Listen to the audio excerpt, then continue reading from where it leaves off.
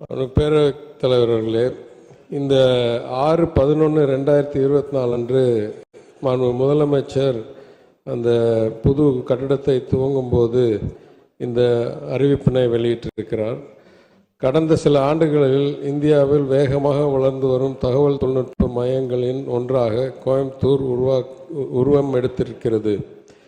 இதனால் பல நிறுவனங்களுக்கு அலுவலகங்களுக்கான இடத்தேவை அதிகரித்துள்ளது. இதனை கருத்தில் கொண்டு தற்போதுள்ள டைடல் பார்க் அருகிலேயே, அதாவது எல்காட்லேயே ஒரு டைடல் பார்க் இருக்குது, அதை அருகில் இருக்கிற எல்கோசஸ் பகுதியில் உள்ள 17.17 ஏக்கர் பரப்பளவில் மேலும் ஒரு பெரும் தகவல் தொழில்நுட்ப வளாகம் அமைக்கப்படும். கலைஞர் அவர்களால் சென்னையில் சர்வதேச தரத்தில் அமைக்கப்பட்டுள்ள ராமானுஜம் தகவல் தொழில்நுட்ப நகரத்தை போன்றவே கோவையில் தனியார் தொழில்நுட்ப நிறுவனங்களுடன் இணைந்து இந்த பெருந்திட்டம் செயல்படுத்தப்படும்.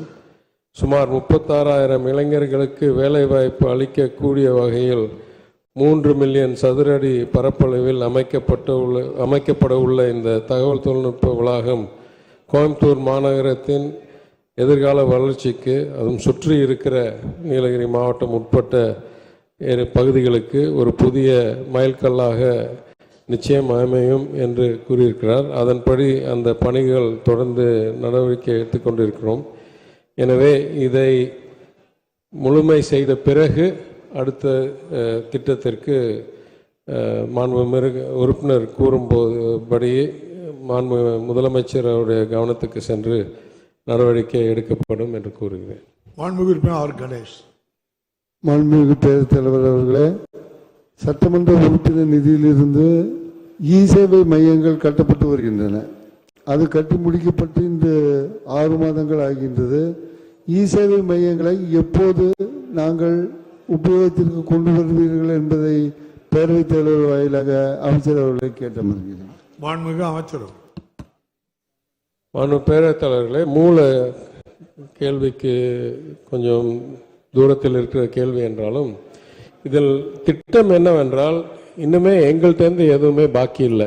முதல் நாங்கள் ஒவ்வொரு சட்டமன்ற உறுப்பினருக்கும் கலைவாணர் அரங்கத்தில் இருக்கும்போது ஒரு கம்ப்யூட்டரும் அதற்கு அந்த இடத்துக்கு ஏற்ப பெரிய ஃபுல் ஸ்கேல் கம்ப்யூட்டர் வச்சும்போது அன்றைக்கு நான் நிதியமைச்சராக இருக்கும்போது கூறினது, இது இந்த சின்ன அவையில் செட் ஆகாது, எனவே இதெல்லாம் ஒரு சட்டமன்றத்துக்கு அனுப்பி விடணும், அவங்க வச்சுக்கிறதுக்கு இ-சேவைன்னு. அது அனுப்பப்பட்டு 2 வருஷத்துக்கு மேலே ஆச்சு. அதற்கு பிறகு பலர் கேட்டார்கள், கம்ப்யூட்டருக்கு ஆனால் இடம் இல்லை, எனவே ஒரு திட்டம் இங்கே உருவாக்கி தொகுதி மேம்பாட்டு நிதியிலிருந்து ஒவ்வொரு சட்டமன்ற உறுப்பினர் தேவை என்றால், இப்போ நான்லாம் அதை பயன்படுத்தலை, ஏன்னா எனக்கு ஏற்கனவே இருக்கிற அலுவலகத்தில் நான் இ-சேவை மையத்தை 1.5 வருஷமாக நடத்திக்கிட்டு இருக்கேன்.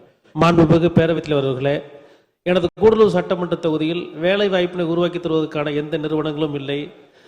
அதற்கு அருகிலேயே 2 மணி நேரத்தில் மைசூர் மற்றும் பெங்களூர் 4 மணி நேரத்தில் சென்றடைய முடியும். எனவே அங்கிருக்கக்கூடியவர்களும் வந்து வேலை செய்யக்கூடிய அளவில் எங்கள் ஊர் இளைஞர்கள் பணி வாய்ப்பு பெறக்கூடிய வகையில் எனது கூடலூர் சட்டமன்ற தொகுதியில் ஒரு சிறு தகவல் தொழில்நுட்ப பூங்காவினை அமைத்து தருவதற்கு அரசு முன்வருமா என்பதை தங்கள் வாயிலாக அறிய விரும்புகின்றேன்.